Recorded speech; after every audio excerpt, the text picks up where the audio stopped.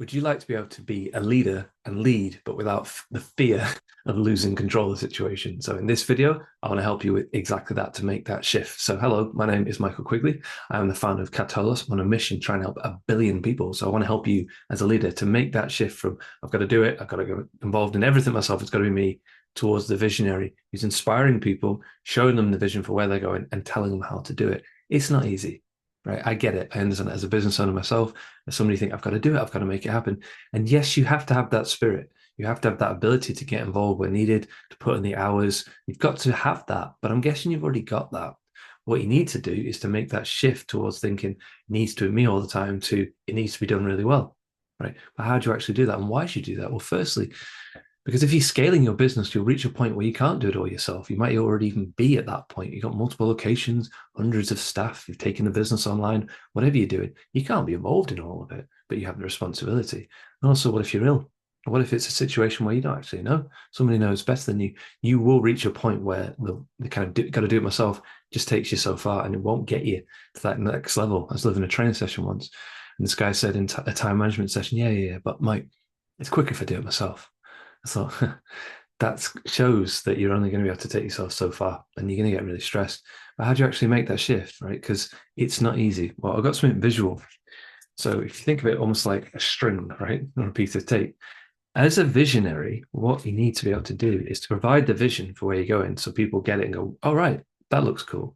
But also you have to practically be the one that facilitates their success. Doesn't mean you do it. You have to set up the environment for the success.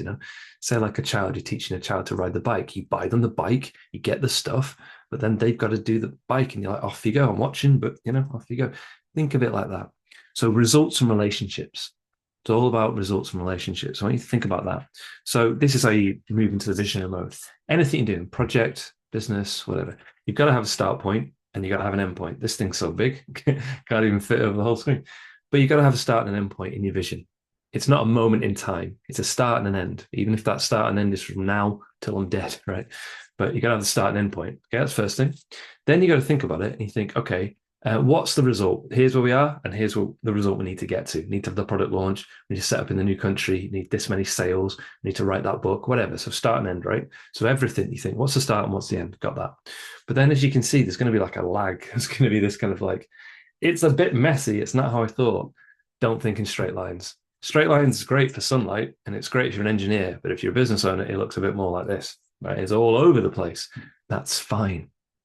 What you're there for is to commit from the start to the end to get the result. That's everything. The result and the really good relationships with the people who are going to get you that result.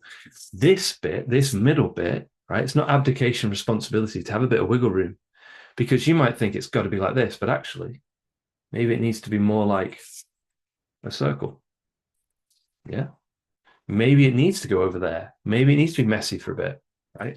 But as long as you don't lose sight of the start and the end point, maybe you think it's a long journey and it's really not. And you get the right people on the team and they say, do you know, by the way, Mike, it's only actually needs to be this long. You only have to do this bit and this bit to get to where you want to be. Okay. So what that frees you up from doing is saying, this is the start and end point. It's got to be the way I think it is. No, you're providing the vision, but how it actually gets there. I've made this mistake so many times where I think it's got to be like this. It's got to be like this.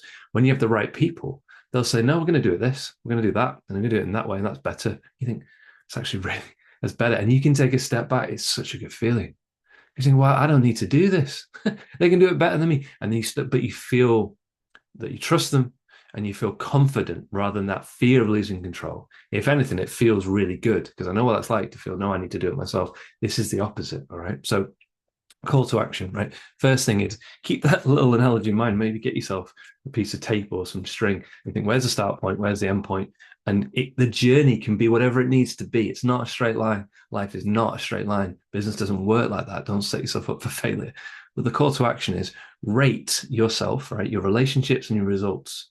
Rate the results you're getting right now on a scale of 1 to 10. 10 is they're outstanding. 1 is need some work. And rate the relationships with the people you've got. 10 is the amazing relationships. I trust them. 1 is I don't trust them with a bean. And where the lower scores are, that's where you start. With a lot of people, when I do this exercise, they go, well, actually, relationships are really good, but results are poor. Okay, then you know where to start. Yeah, or relationships are really not great, actually, being so focused on results. You see what I'm trying to say? Okay.